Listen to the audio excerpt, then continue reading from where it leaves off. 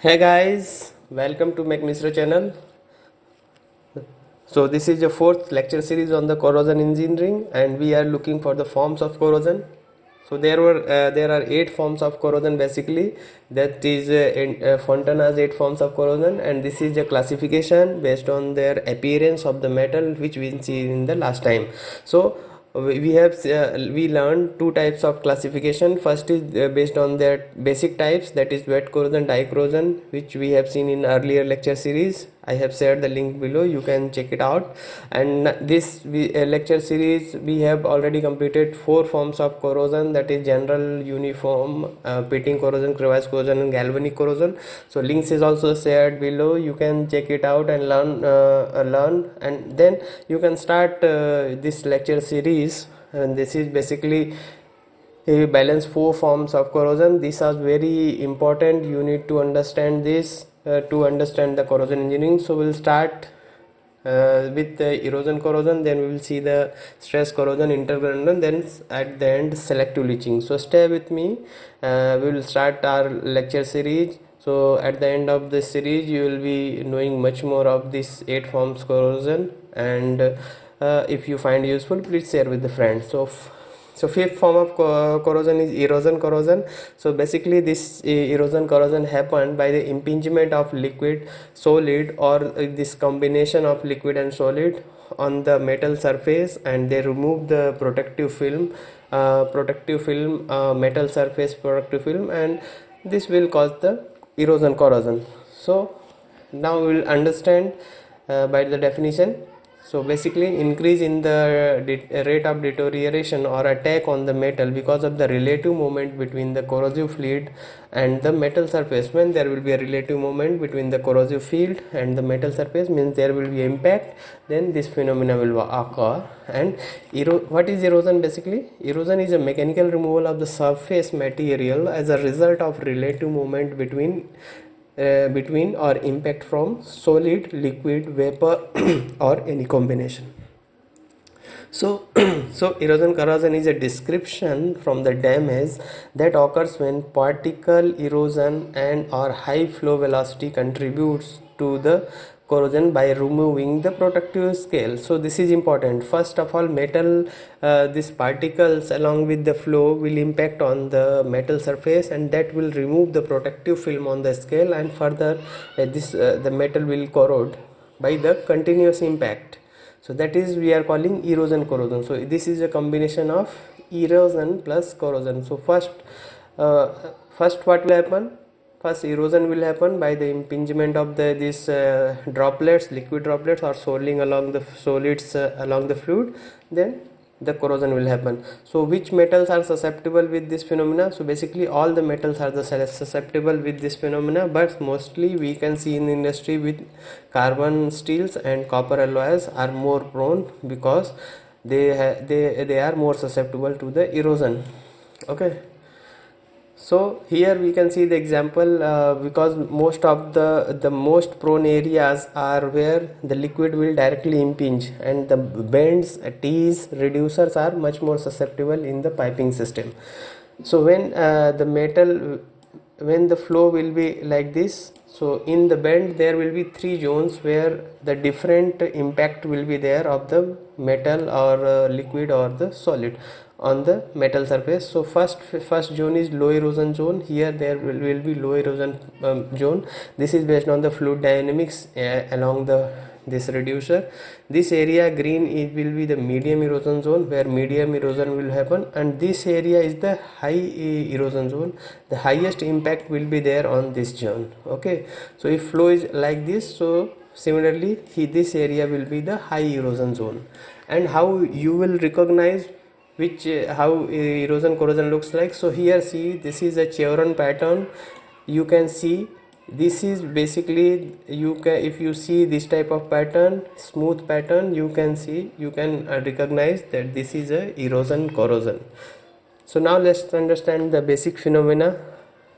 So basically their chances are more in the steam and condensate system, and I have taken the example of two-phase flow. So what is two-phase flow? When there will be a combination of this steam liquid particles and vapors. So this is a two-phase flow, and the liquid will be impinging on different locations. When the this liquid will impinge, what will happen? This will damage the protective layer. So basically protective layer are these magnetite layers.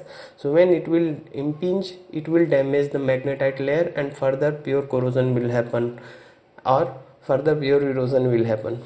So basically locally accelerating corrosion due to the collision of the droplet at nodes of the upstanding sonic wave of the steam flowing in the piping.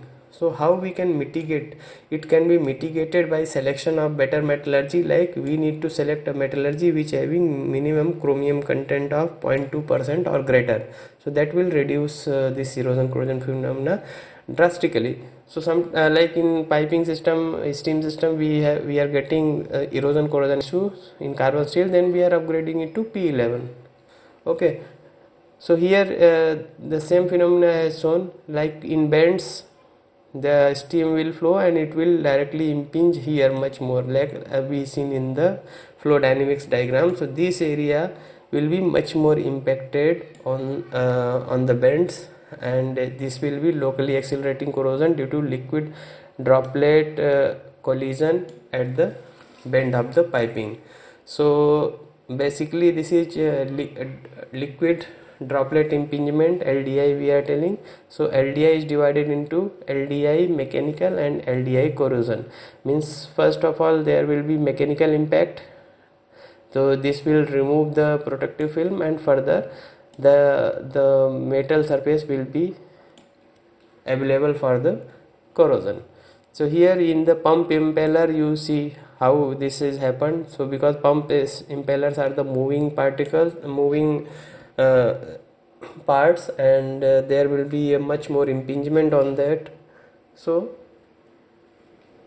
you can see here the erosion corrosion. Now the sixth form of corrosion is stress corrosion cracking.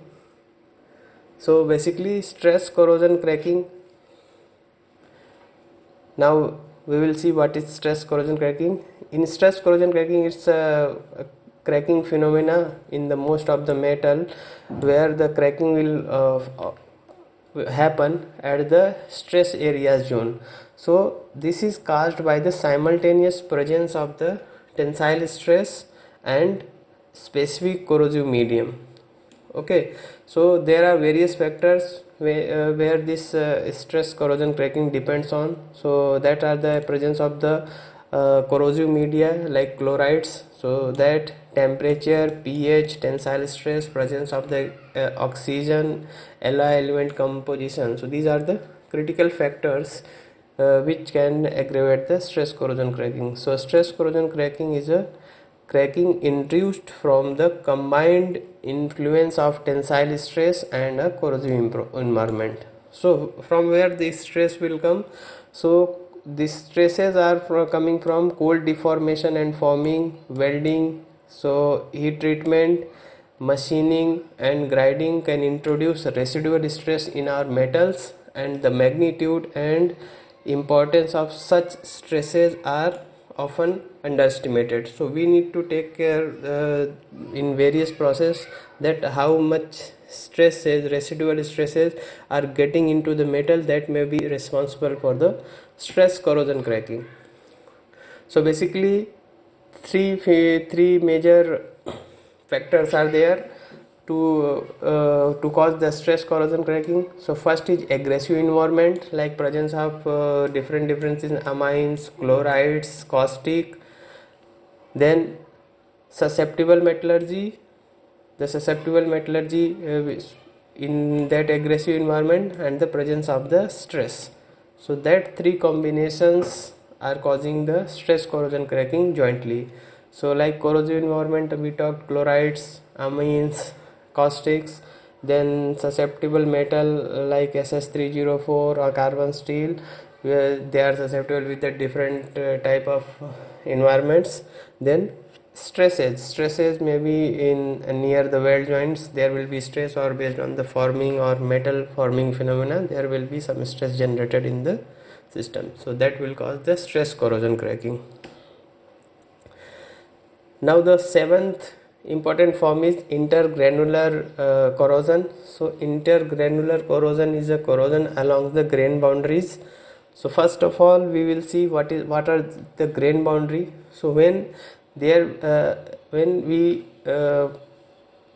we fuse the metal, means we have melted the metal and now we will start solidification. So how the metal will start the solidifying? First there will be starting of the crystallization will start from this nuclei points. So there will be some points from where crystallization will start, and the crystals will form like this, and further they will combine to each other when freezing will occur, and finally when they solidify the crystals will be like this in the forms of the grain, and so this is called grain boundary. So there will be formation of various grains, and the boundaries along that we are calling the grain boundaries.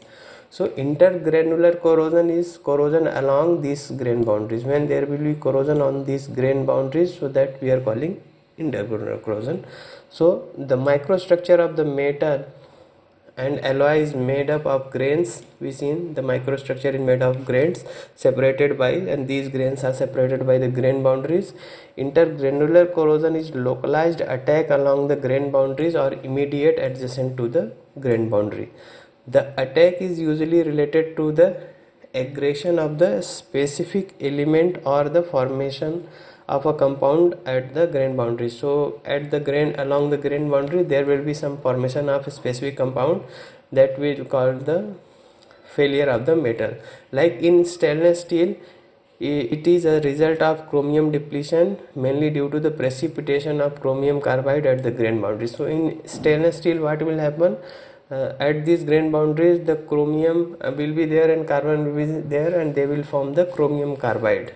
So that's here you can see this is a SS304 material, and along the grains you can see these thick layers are of the chromium carbide, and this will start the cracking along the grains. So here the phenomena is described in the detail. Like this is my grain boundary, and here chromium depleted means corrosion sensitive zone, and chromium will diffuse into the grain boundary and form the carbides, that is called chromium carbide.